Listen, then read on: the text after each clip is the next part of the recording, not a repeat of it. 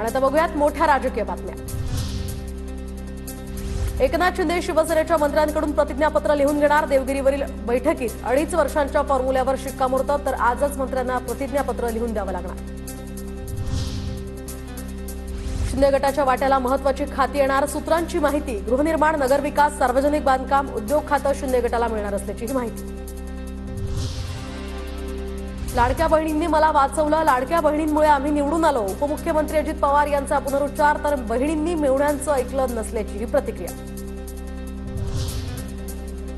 ज्यांच्यावर मोदींनी आरोप केला त्यांना उपमुख्यमंत्री पदाची शपथ। अजित पवार यांच्या संजय राऊतांचा भाजपवर निशाणा। अधिवेशन खूप कमी कालावधीचं, 4 आठवड्यांचं अधिवेशन होण्याची अपेक्षा होती, वडेट्टीवारांचं वक्तव्य।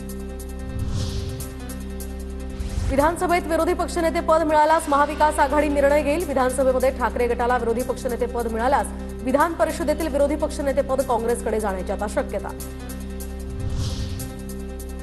तर विरोधी पक्षनेत्याबाबत ढकलाढकली न करता सत्ताधाऱ्यांनी ठरवलं तर अध्यक्ष एका मिनिटात निर्णय घेतील। सत्ताधाऱ्यांचा अध्यक्ष असल्यामुळे जबाबदारी त्यांची आहे, वडेट्टीवारांचं वक्तव्य।